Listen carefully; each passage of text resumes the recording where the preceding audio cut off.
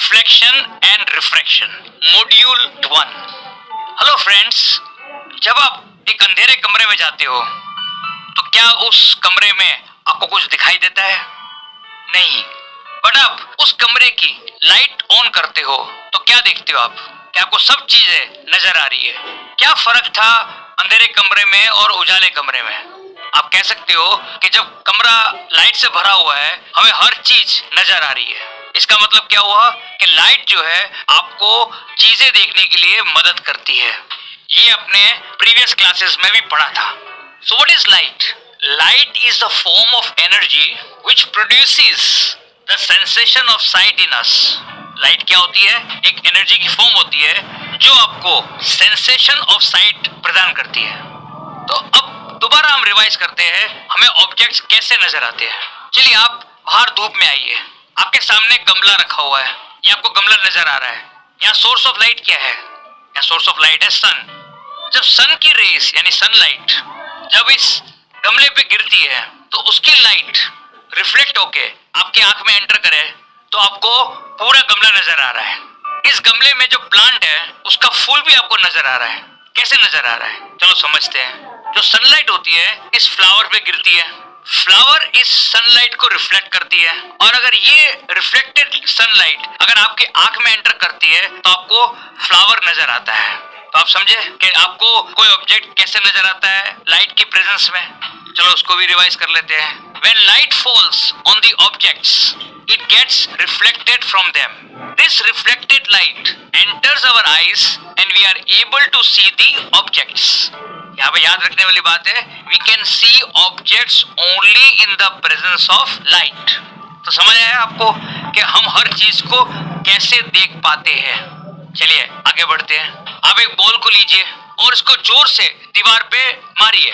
आप क्या देखते हो? बॉल बाउंस बैक करती है और आप इस बॉल को कैच कर सकते हो। यहाँ आपने क्या देखा कि जब आप गेंद को दीवार से सामने मारते हो तो दीवार उसको बाउंस बैक करती है।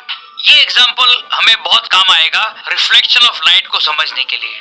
आप अपने सामने एक मिरर को रखिए, आप अपना फेस उस मिरर में देख सकते हो। कैसे देख सकते हो?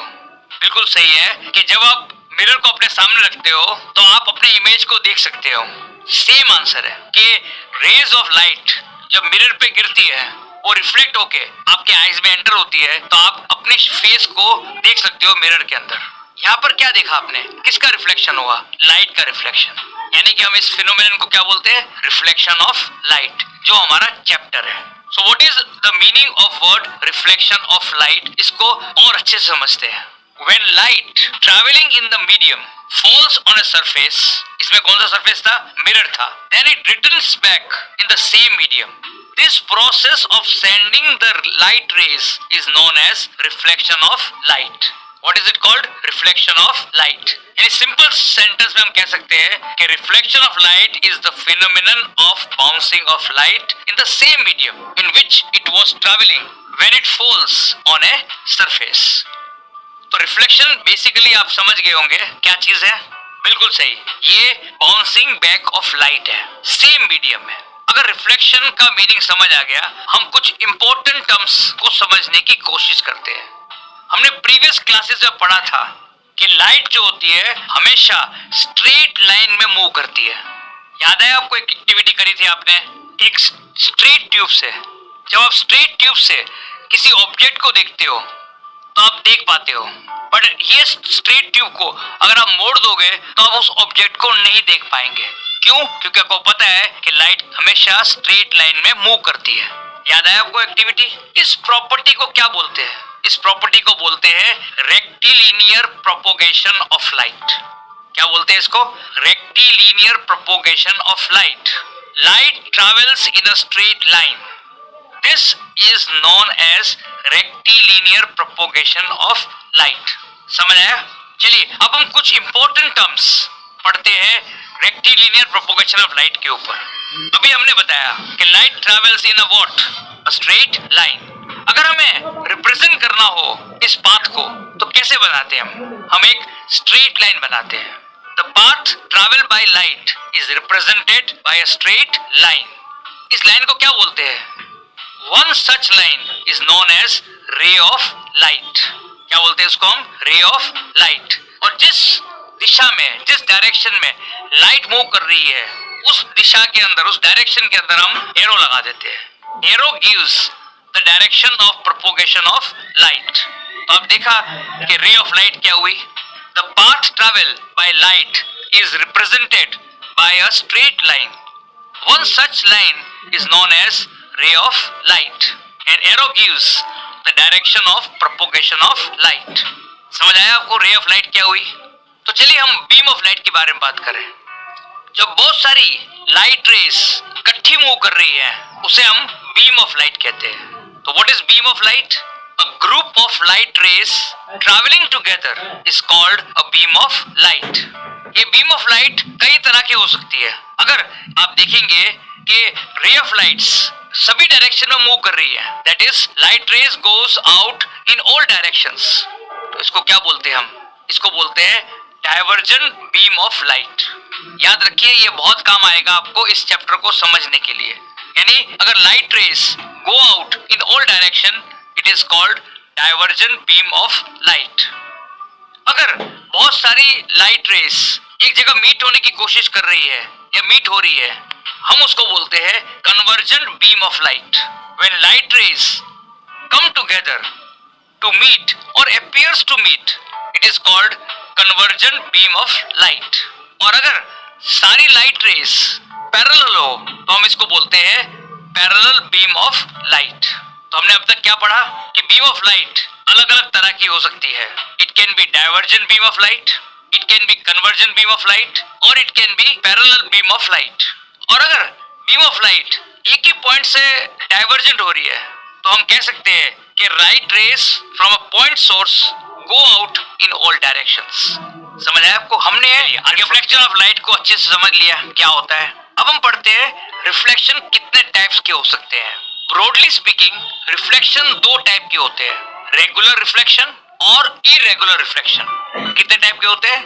रेगुलर रिफ्लेक्शन और इरेगुलर रिफ्लेक्शन। इन दोनों में फर्क क्या होता है उसको समझने की कोशिश करते हैं। आपने देखा होगा कि मिरर का जो सरफेस होता है वो highly smooth and highly polished होता है। अब टच करके देखिए, मिरर सरफेस जो है उसका बहुत ही स्मूथ होता है। अगर कोई बीम ऑफ पैरेलल लाइट या बीम ऑफ पैरेलल रेस कहते हैं, अगर ये स्मूथ सरफेस पे गिरती है, जो रिफ्लेक्टेड रेज होती है वो रिफ्लेक्टेड रेज जो है वो पैरेलल ही रहेगी।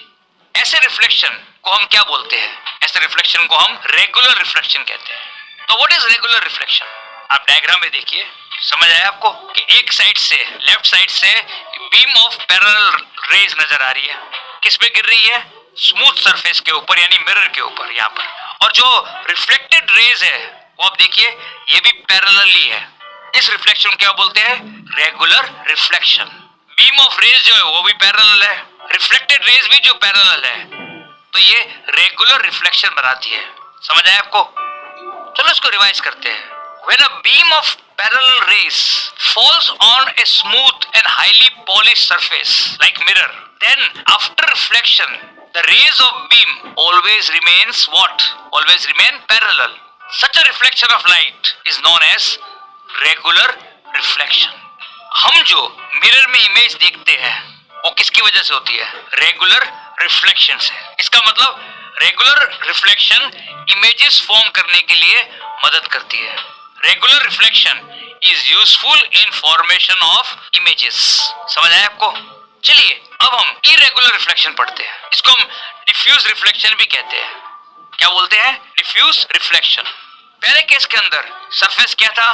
स्मूथ एंड हाईली पॉलिश था। बट अगर स्मूथ और हाईली पॉलिश सरफेस ना हो और उसके जगह पे रफ इरेगुलर सरफेस हो तो क्या होता है? जब बीम ऑफ पैरेलल रेस ऐसे रफ और इरेगुलर सरफेस पे गिरती है तो क्या होता है? जो रिफ्लेक्टेड रेज होती है वो पैरेलल नहीं होती, बट वो चारों तरफ स्कैटर हो जाती है। इस रिफ्लेक्शन के अंदर क्या देखा आपने कि रिफ्लेक्टेड रेज जो है वो चारों तरफ स्कैटर हो गई है। इसलिए इस रिफ्लेक्शन को हम इरेगुलर और डिफ्यूज रिफ्लेक्शन कहते हैं। यानी आने वाली रेज जो है, जो रफ इरेगुलर सरफेस पे गिर रही है वो तो पैरेलल है, बट रिफ्लेक्टेड रेज जो है वो पैरेलल नहीं है। How do you define it? What is irregular reflection or diffuse reflection? When a beam of parallel rays falls on a rough or irregular surface, then the light gets reflected in various directions in the same medium and no longer remains parallel. This type of reflection is known as irregular or diffused reflection. तो आपको अब समझ आ ही गया होगा कि regular reflection में और irregular reflection में क्या डिफरेंसेस होते हैं. आपके सामने रखी हुई बुक, टेबल, दीवार, न्यूज़पेपर, ये सब रफ सरफेसेस होते हैं.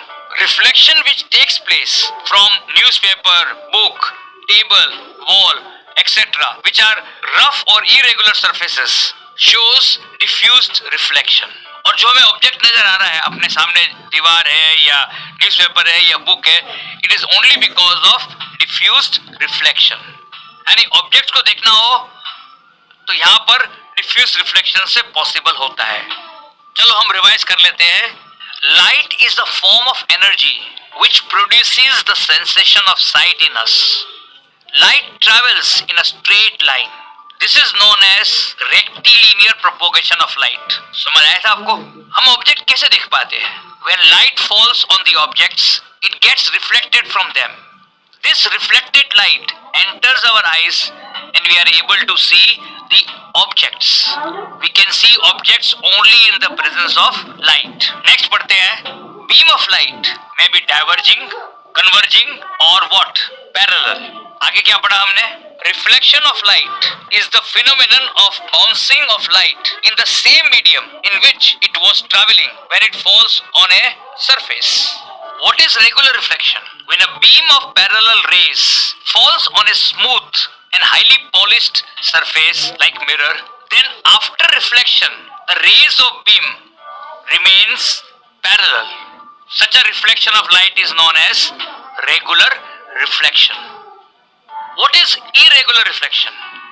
When a beam of parallel rays falls on a rough or irregular surface, then the light gets reflected in various directions in the same medium and no longer remains parallel. This type of reflection is known as irregular or diffused reflection. आपको पूरा unit समझ आ गया? इसको revise करिए, री-रिवाइज कीजिए और हमारी unit के नीचे जो एक्सरसाइज दी हुई है उसको जरूर सॉल्व करिए लिखकर. हमें पूरी उम्मीद है कि आप इसके आंसर्स बहुत अच्छे से लिख पाओगे. All the best. Thank you.